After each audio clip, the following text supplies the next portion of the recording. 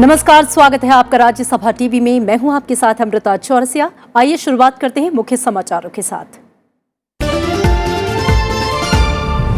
प्रधानमंत्री नरेंद्र मोदी ने समाज में डिजिटल प्रौद्योगिकी और आर्टिफिशियल इंटेलिजेंस का इस्तेमाल बढ़ाने के लिए G20 शिखर सम्मेलन में पेश किया 5I विजन। कहा, समावेश, स्वदेशीकरण, नवाचार, आधारभूत संरचना में निवेश और अंतर्राष्ट्रीय सहयोग बढ़ाना जरूरी। जापान के ओसाका में हो रहे G20 सम्मेलन में आतंकवाद, सतत विकास, जलवायु परिवर्तन और महिला सशक्तिकरण समेत दूसरे महत्वपूर्ण वैश्विक मुद्दों पर भी चर्चा।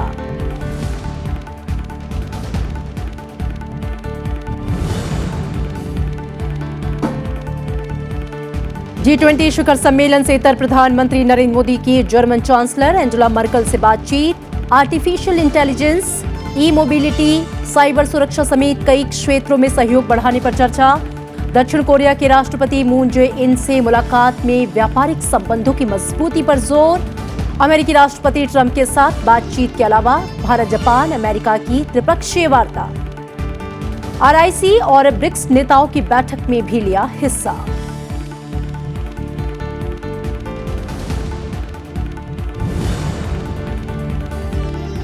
जम्मू कश्मीर में अंतर्राष्ट्रीय सीमा के पास रहने वालों को भी वास्तविक नियंत्रण रेखा के पास रहने वालों की तरह ही मिलेगा आरक्षण का फायदा। जम्मू कश्मीर आरक्षण संशोधन विधेयक लोकसभा से पारित।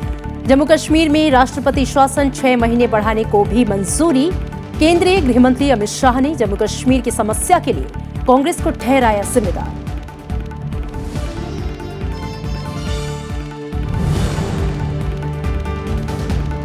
राज्यसभा सभापति एम वेंकैया नायडू ने दशकों से लंबित विधेयकों पर फिर जताई चिंता।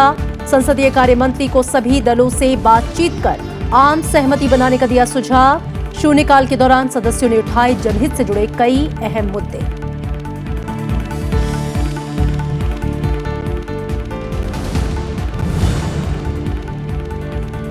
बिहार से राज्यसभा के लिए निर्विरोध निर्वाचित हुए केंद्रीय मंत्री और लोक जनशक्ति पार्टी के प्रमुख रामविलास पासवान। ओडिशा से चुने गए 3 राज्यसभा सदस्य बीजू जनता दल के अमर पटनायक और शस्मित मित्रा समेत बीजेपी उम्मीदवार अश्वनी वैष्णव निर्विरोध निर्वाचित।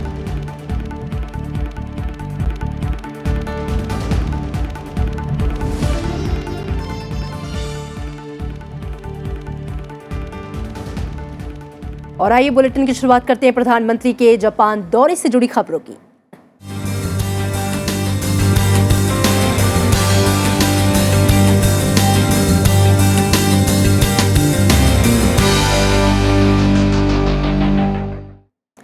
जापान के ओसाका में G20 देशों की शिखर बैठक जारी है। शिखर सम्मेलन में आतंकवाद, महिला सशक्तिकरण और आर्टिफिशियल इंटेलिजेंस समेत कई प्रमुख वैश्विक चुनौतियों पर चर्चा हो रही है। प्रधानमंत्री नरेंद्र मोदी ने सम्मेलन में समावेशी और सतत वैश्विक विकास के लिए सभी देशों के बीच आम सहमति बढ़ाने पर जोर दिया। उन्होंने अपनी सरकार के उस प्रयास को बताया जिसमें प्रौद्योगिकी का लाभ आम लोगों तक पहुंच सके। प्रधानमंत्री ने सामाजिक लाभ के लिए डिजिटल प्रौद्योगिकी के अधिकतम इस्तेमाल के लिए 5I विजन पेश किया।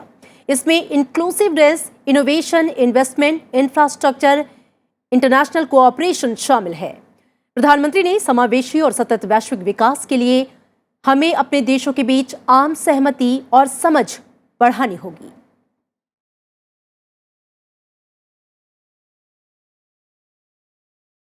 शिखर सम्मेलन के दौरान मुक्त व्यापार और आर्थिक वृद्धि, वैश्विक अर्थव्यवस्था, कराधान, वित्त, डिजिटल अर्थव्यवस्था, समावेशी और स्थिर विश्व, ऊर्जा और पर्यावरण, गुणवत्ता वाले बुनियादी ढांचे, वैश्विक स्वास्थ्य, जलवायु परिवर्तन, समुद्री प्लास्टिक कचरे जैसे मुद्दों पर विचार विमर्श होने की उम्मीद है।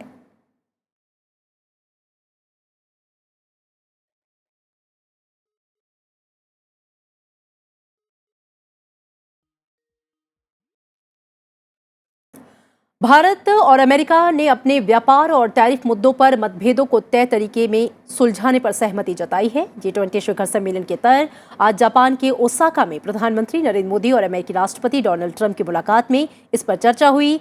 दोनों नेताओं ने ईरान, 5G, द्विपक्षीय व्यापार और रक्षा संबंधों को लेकर बातचीत की। इसके अलावा अमेरिका, भारत और जापान के शीर्ष नेताओं ने त्रिपक्षीय मुलाकात की। इसमें हिंद प्रशांत क्षेत्र को लेकर भी चर्चा हुई।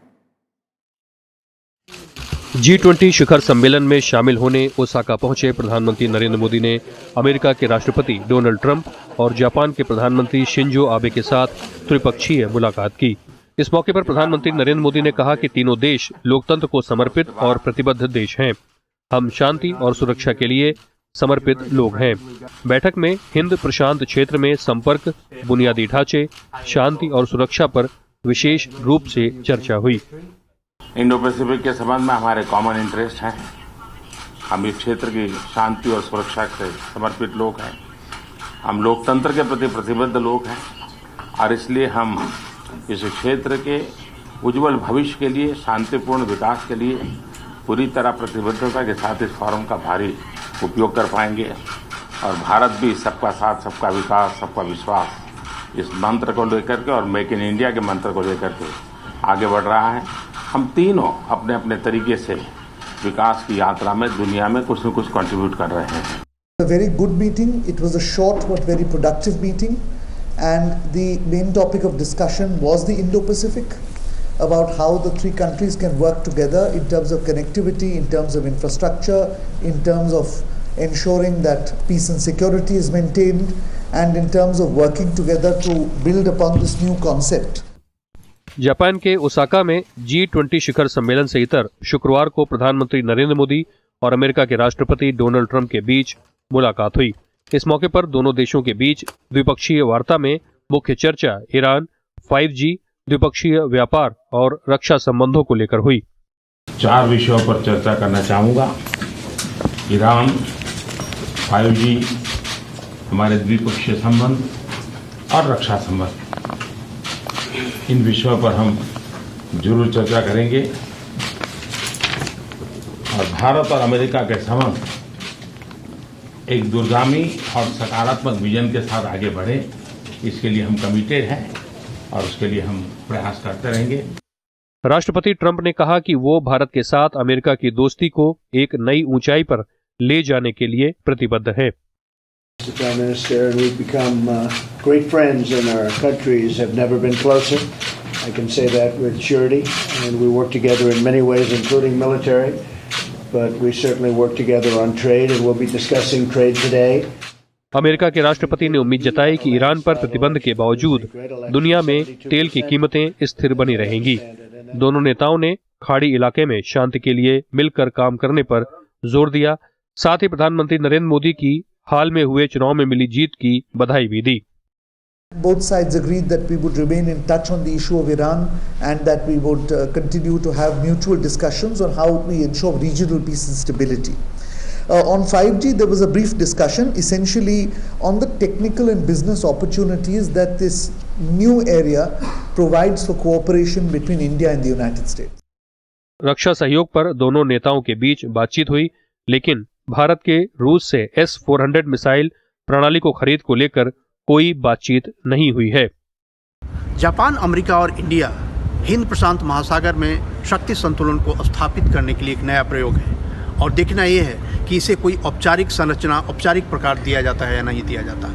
लेकिन इतना तो तय है कि जिस तरह से भारत और अमेरिका के रिश्ते आगे बढ़े हैं उसमें कोई सीमा नहीं है और प्रधानमंत्री नरेंद्र मोदी का प्रयास ये है कि जिन मुद्दों पे एकता है उन मुद्दों पर रिश्ते को और गहराई दी जाए और लगता है कि डोनाल्ड ट्रंप भी प्रधानमंत्री नरेंद्र मोदी की बातों से सहमत होते दिखाई पड़ रहे हैं। राज्यसभा टेलीविजन के लिए कैमरा पर्सन प्रशांत करावाकर के साथ ओसाका से मैं अखिलेश सुमन। और मेरे साथ विदेश मामलों के संपादक अखिलेश सुमन जुड़ गए हैं, उनसे बातचीत करते हैं। अखिलेश, जापान के ओसाका में G20 देशों की शिखर बैठक जारी है। बहुत ही व्यापक और विस्तृत मुद्दे रखे जा रहे हैं इस बार चर्चा के लिए। भारत विशेष तौर पर किन मुद्दों को उठाएगा और इसके अलावा जो अहम द्विपक्षीय बैठक हुई है जापान, भारत और अमेरिका की, उसमें क्या कुछ महत्वपूर्ण निकल कर आया? देखिए, निश्चित तौर पे ये बहुत ही अहम बैठक है और अहम बैठक इसलिए है कि G20 एक ऐसे देशों का समुच्चय है जिसके पास तकरीबन 82% के संसाधन है, आर्थिक संसाधन, और 82% राजस्व पे इन देशों का ही प्रभुत्व करता है। और ऐसे G20 में जो सबसे महत्वपूर्ण बात यह है कि जिस तरीके से तकनीकी विकास हो रहा है पूरी दुनिया में, आर्टिफिशियल इंटेलिजेंस से लेकर 5G टेक्नोलॉजी तक, इंटरनेट ऑफ थिंग्स, मतलब जो जिस तरह की आधुनिक तकनीक बहुत तेजी से आगे बढ़ रहे हैं, वैसे में मानवीय समाज को भी उसके साथ लाना, यह एक बड़ी चिंता का विषय है G20 के सम्मेलन में। उसके अलावा एक बड़ी चिंता का विषय ये भी है कि जिस तरीके से व्यापार में टकराव हो रहा है और उस टकराव को किस तरह से रोक के एक ऐसे व्यापारिक संरचना को फिर से स्थापित किया जाए। लगता था पिछले दिनों कि WTO ने जो नियम कानून बनाए थे वो नियम कानून की ध्वस्त हो रहे हैं और हर देश अपने अपने को प्रोटेक्ट करने की, जिसको कि कहते हैं संरक्षणवाद के चक्कर में लग गया है। तो G20 की यह भी एक चिंता है कि इस संरक्षणवाद को हटाकर एक लेवल प्लेइंग फील्ड सभी देशों को दिया जाए।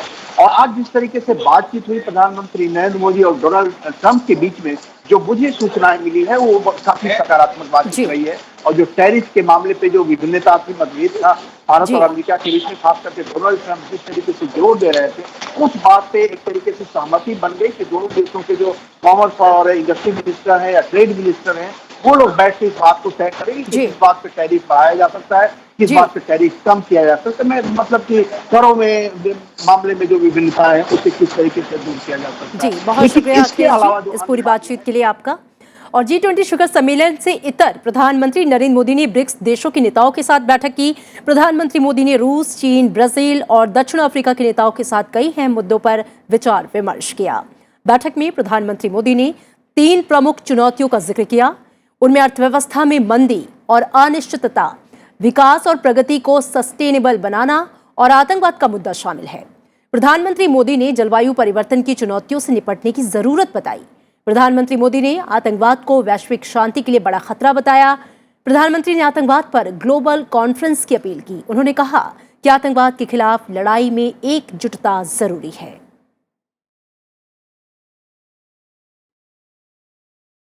आज मैं 3 प्रमुख चुनौतियों पर ध्यान दूंगा। पहली, विश्व की अर्थव्यवस्था में मंदी और अनिश्चितता, नियमों पर आधारित बहुपक्षीय अंतर्राष्ट्रीय व्यापार व्यवस्था पर एक तरफा निर्णय और प्रतिद्वंद्विता हावी हो रहे हैं। दूसरी ओर संसाधनों की कमी इस तथ्य को में झलकती है कि इमर्जिंग मार्केट इकोनॉमीज में इंफ्रास्ट्रक्चर में निवेश के लिए अंदाजन $1.3 ट्रिलियन की कमी है। दूसरी बड़ी चुनौती है विकास और प्रगति को समावेशी सस्टेनेबल बनाना। तेजी से बदलती हुई टेक्नोलॉजी जैसे कि डिजिटलाइजेशन और क्लाइमेट चेंज सिर्फ हमारे लिए ही नहीं, आने वाली पीढ़ियों के लिए भी चिंता का विषय है। विकास तभी सही मायने में विकास है जब वो असमानता घटाएं और सशक्तिकरण में योगदान दें। आतंकवाद सारी मानवता के लिए सबसे बड़ा खतरा है। यह निर्दोषों की जान तो लेता ही है, आर्थिक प्रगति और सामाजिक स्थिरता पर बहुत बुरा असर भी डालता है। हमें आतंकवाद और जातिवाद को समर्थन और सहायता के सभी रास्ते बंद करने होंगे। G20 शिखर सम्मेलन से इतर प्रधानमंत्री नरेंद्र मोदी ने RIC के नेताओं के साथ बैठक की। प्रधानमंत्री मोदी ने रूस, चीन के नेताओं के साथ कई अहम मुद्दों पर विचार विमर्श किया। उन्होंने RIC को वैश्विक मुद्दों पर चर्चा और तालमेल का अहम मंच बताया। प्रधानमंत्री ने RIC के विदेश मंत्रियों की बैठक में अहम मुद्दों पर सहयोग को आगे बढ़ाने की बात की।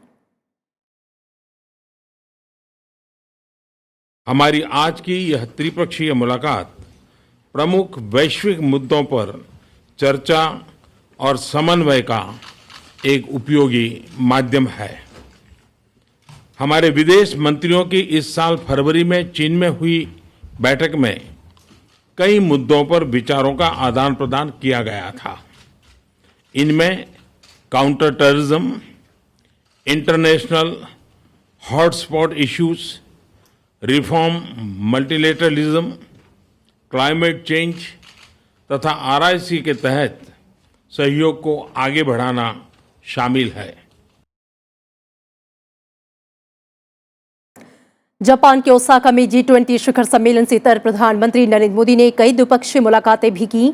G20 शिखर सम्मेलन से इतर प्रधानमंत्री नरेंद्र मोदी ने जर्मन चांसलर एंजेला मर्केल से मुलाकात की। इस दौरान आर्टिफिशियल इंटेलिजेंस, ई-मोबिलिटी, साइबर सुरक्षा समेत कई क्षेत्रों में सहयोग बढ़ाने पर चर्चा हुई।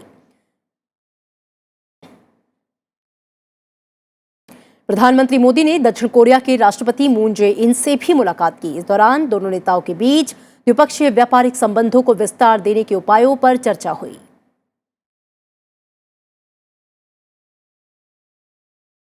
आपका बहुत बहुत आभारी हूं। मेरी पिछली यात्रा के समय जो स्वागत सम्मान मिला और जो अपनापन महसूस हुआ, और आपने सही कहा, शब्दों में हम भले ही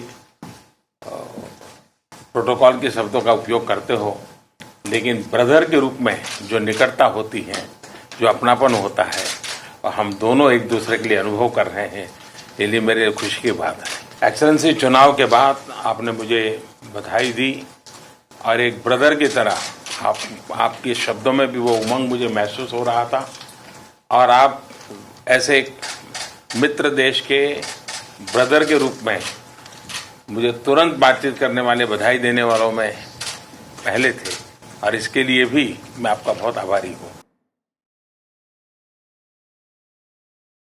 प्रधानमंत्री नरेंद्र मोदी ने सऊदी अरब के क्राउन प्रिंस मोहम्मद बिन सलमान के साथ द्विपक्षीय बैठक की।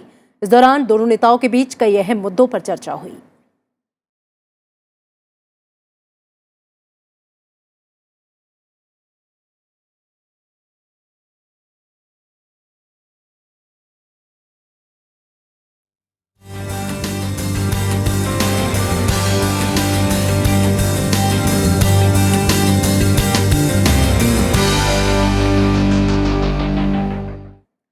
लोकसभा से आज जम्मू कश्मीर आरक्षण संशोधन विधेयक 2019 पारित कर दिया गया, जो कि अध्यादेश की जगह लेगा। साथ ही जम्मू कश्मीर में राष्ट्रपति शासन 6 महीने बढ़ाने संबंधी सांविधिक संकल्प को भी मंजूरी मिल गई। चर्चा का जवाब देते हुए गृह मंत्री अमित शाह ने कहा कि चुनाव आयोग की ओर से तारीखों के ऐलान के बाद राज्य में लोकतांत्रिक, स्वतंत्र और निष्पक्ष तरीके से चुनाव कराए जाएंगे। गृह मंत्री ने कहा कि उनकी सरकार की आतंकवाद के खिलाफ जीरो टॉलरेंस की नीति जारी रहेगी। आतंकवाद के खिलाफ कार्रवाई जारी रहेगी। राज्य में सुरक्षा तंत्र को मजबूत बनाने के लिए 2000 करोड़ रुपए से ज्यादा का खर्च किया गया है। गृह मंत्री ने कहा कि संविधान का अनुच्छेद 370 जो जम्मू को विशेष दर्जा देता है, वो अस्थायी प्रावधान है।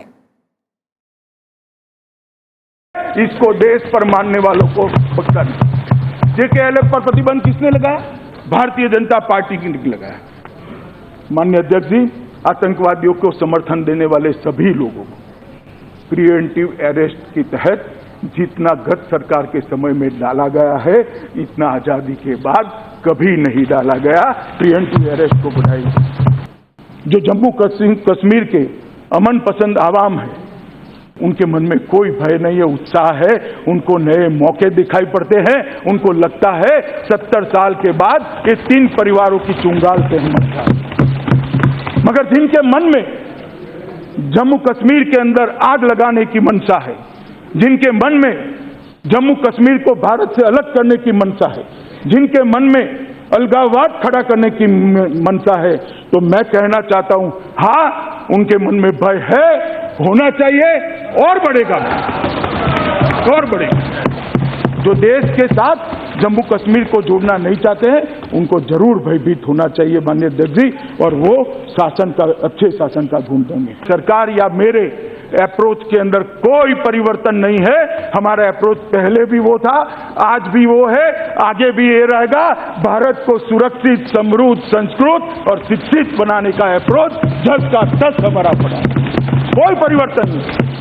इसलिए परिवर्तन की चिंता न करें माननीय अध्यक्ष जी। और मैं इतना ही कहना चाहता हूं कि दोनों बिल जो आज मैं लेकर आया हूं, वो जम्मू कश्मीर की भलाई के लिए हैं। एक विशिष्ट प्रकार की सिचुएशन खड़ी हुई है। ढेर सारी सुरक्षा की ऊर्जा भारत विरोधियों को सुरक्षा देने में खर्च होती थी, अब उससे मुक्ति मिल गई है। चुनाव आयोग जब भी कहेगा, हम तुरंत चुनाव करा लेंगे, इसकी आप जरा भी चिंता मत करिए। चर्चा में हिस्सा लेते हुए विपक्षी दलों ने जहां जम्मू कश्मीर पर जबरन राष्ट्रपति शासन लगाने का आरोप लगाया, तो वहीं सत्ता पक्ष के लोगों ने आतंकवाद के खिलाफ सरकार के सख्त रुख की सराहना की और कश्मीर समस्या के लिए कांग्रेस को जिम्मेदार बताया। In the state of Jammu and Kashmir, an opportunity should be given to that coalition. Unfortunately, no opportunity has been given and assembly has been dissolved, citing horse trading and lack of stability to form a government. So it was an unfortunate and arbitrary decision of the governor to dissolve the assembly. Instead of providing a chance to form a government to prove the majority on the floor of the house, unilaterally assembly has been dissolved. It is undemocratic, unilateral and arbitrary. Sir, please. ये देश हित में नहीं है, ये भारत के हित में नहीं है कि जम्मू कश्मीर में एक चुनी हुई सरकार ना। अगर एक चुनी हुई सरकार वहां पे होगी तो आतंकवाद के खिलाफ लड़ाई लड़ने में और जो सेपरेटिस्ट ताकतें हैं उनके खिलाफ लड़ाई लड़ने में इस देश को मजबूती मिलेगी। राज्यसभा के सभापति एम वेंकैया नायडू ने इस पूरे हफ्ते सदन की कार्यवाही के सुचारू रूप से चलने और बेहतर चर्चा को लेकर खुशी जाहिर की। सभापति ने राज्यसभा में वर्षों से लंबित बिलों के निपटारे के लिए सरकार से विपक्ष से बातचीत के बाद रास्ता निकालने की भी सलाह दी है। संसद का ये हफ्ता बेहतर कामकाज का गवाह बना।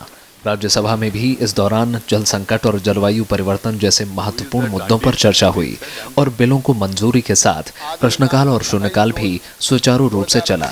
इसे लेकर सभापति एम वेंकैया नायडू ने खुशी जाहिर की। Compliments to all of you for one successful, meaningful, purposeful, useful weekend hope that the coming days also will be able to better than the present. That should be the attitude and all. सभापति ने कहा कि बिलों को बेहतर जांच प्रक्रिया से गुजरने यानी स्क्रूटनी के लिए स्टैंडिंग कमेटी में भेजना जरूरी है, लेकिन ये भी ठीक नहीं है कि बार बार विभिन्न समितियों को विधेयक भेजे जाएं। But in a meaningful manner come to a conclusion how to tackle that 33 or 32 pendency one. Secondly, with regard to sending it to parliamentary scrutiny, I have already observed. Let us go through the record over the years. What has been the practice? Some figures have been quoted. Let us go through them and see to it that we improve our record in this regard. सभापति ने सदन में कई सालों से लंबित करीब 32 से 33 विधेयकों पर भी चिंता जाहिर की। उन्होंने कहा कि सरकार और विपक्ष को मिल बैठकर ये तय करना चाहिए कि बैकलॉग विधेयकों को कैसे निपटाया जाए। When a bill is sent to parliamentary standing committee, and parliamentary standing committee goes through it, where there are 20 members from Lok Sabha and then around 10 members from Rajya Sabha, then that should be the end of the day. Unless there is something very important, there should not be a practice again referring it to the committee and all. The House, of course, is supreme. I do agree, but at the same time, we must follow some practice to see that we expedite the functioning. People want results or other things. सभापति ने ये भी कहा कि ये भी देखा जाए कि शून्यकाल और स्पेशल मेंशन के जरिए जो मुद्दे सांसद उठाते हैं कई बार उनका जवाब नहीं मिलता। इसके लिए उन्होंने सरकार से कहा कि केंद्रीय मंत्रियों को 30 दिनों के भीतर जवाब सुनिश्चित करना चाहिए। सरकार ने इस पर अमल होने की बात कही। They raise important issues, so keep that in mind. Keep that in mind and see to it that they get responses also. I will be reviewing it once in a way of what the progress also. Chairman sir, the other day the two issues which you had specially asked me to note, I have personally written to the concerned ministers, including the discussion and the points raised by the honourable members, and the cabinet minister is writing a letter to all the ministers, union ministers regarding your direction on this. Thank you. सभापति ने इससे पहले भी लंबित विधेयकों का हल निकालने की जरूरत बताई थी और उसके लिए आम सहमति से निर्णय लेने की सलाह भी सरकार और विपक्ष को दी थी। पंचानन मिश्रा, राज्यसभा टीवी। राज्यसभा में प्रश्नकाल के दौरान सरकार की ओर से कई अहम सवालों का जवाब दिया गया। रेल मंत्री पीयूष गोयल ने रेलवे मुसाफिरों की सुरक्षा और सुविधाओं को लेकर सवालों का जवाब दिया। रेल मंत्री ने कहा कि रेलवे त्रिनेता प्रौद्योगिकी का व्यापक परीक्षण कर रहा है, जिससे कोहरे जैसी दिक्कतों से निजात मिल सके। परीक्षण के बाद ही इसे लागू किया जाएगा। रेलवे सुरक्षा में महिलाओं की संख्या को बढ़ाने के लिए 4200 से ज्यादा महिला कांस्टेबलों की भर्ती होगी। The Trinetra system, which has been referred in this question, is another attempt by the railways to develop a modern technology. This is also under extensive trials. You will all appreciate that in the fog, the driver cannot see what's ahead of him. Similarly, the obstruction that you are referring to in a high-speed train is not possible to see. So this Trinetra device is making an attempt to, during the fog or during any obstacles that are at a distance, through ultrasonic waves, it will be able to detect any obstruction or any other train ahead, but it's under testing. Railway में महिलाएं constables हैं, वो लगभग 2.25% के करीब हैं, कम है पूरे जो रेल व्यवस्था में लोग थे। इसको मद्देनजर रखते हुए माननीय प्रधानमंत्री जी ने हमें आदेश दिया कि अब जो लगभग 9,000 लोग और हम रिक्रूट कर रहे हैं, उसमें हम लेडी कांस्टेबल्स के लिए रिजर्वेशन रख के फोकस एफर्ट करें कि ज्यादा मात्रा में लेडी कांस्टेबल्स आए। और अब खबर बजट से जुड़ी खास कवरेज की।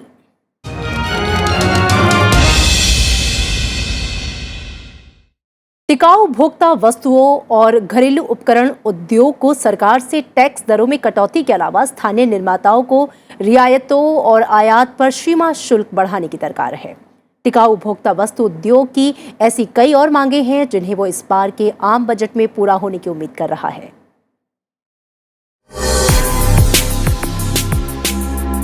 टैक्स दाताओं को ज्यादा नकदी मुहैया कराने के मकसद के मद्देनजर अंतरिम बजट के बाद टिकाऊ उपभोक्ता वस्तु उद्योग लाभ पाने वाले क्षेत्र के रूप में उभरा। घरेलू उपकरण निर्माता अब अपने कारोबार को बढ़ाने के लिए fridge, TV parts, washing machine और एयर कंडीशनर पर लगने वाले टैक्स में और कटौती चाहते हैं। टिकाऊ उपभोक्ता सामान बनाने वाली कंपनियां चाहती हैं कि कुछ सामानों पर लगने वाले 28% जीएसटी को भी घटाकर 18% कर दिया जाए और एमएसएमई इकाई में निवेश की सीमा बढ़ाई जाए। Enhance the investment limit in plant and machinery for the MSME sector, because if you want technology upgradation and if you want Indian exports to move up the value chain, it's paramount that the investment limits, which is stuck at 10 crores, and this is, since 2004-05, that should be enhanced at least from 10 crores to at least 50 crores. वस्तुओं का उत्पादन बढ़ाने के लिए विनिर्माण उद्योग कई और रियायतों की भी उम्मीद कर रहा है। Consumer durables, you require a lot of steel. That, there is a kind of disparity between the domestic prices of steel and the export prices of steel. And one of the things that EPCC has been raising with the government is to give the manufacturers of consumer durables also steel at export prices. भारतीय टिकाऊ उपभोक्ता उद्योग तेज विकास के रास्ते पर है। देश के ग्रामीण और दूर दराज इलाकों में बिजली की पहुंच और लोगों की बढ़ती आमदनी से वहां फ्रिज, टीवी, म्यूजिक सिस्टम की मांग तेजी से बढ़ रही है। देश में ई कॉमर्स बाजार के तेज विस्तार, भारी छूट और घर से सामान मंगाने की सुविधा ने उपभोक्ता इलेक्ट्रॉनिक बाजार को और फायदा पहुंचाने का काम किया है। कृति मिश्रा, राज्यसभा टीवी। और इन खबरों के साथ इस बुलेटिन में मेरे साथ इतना ही। दीजिए इजाजत। नमस्कार।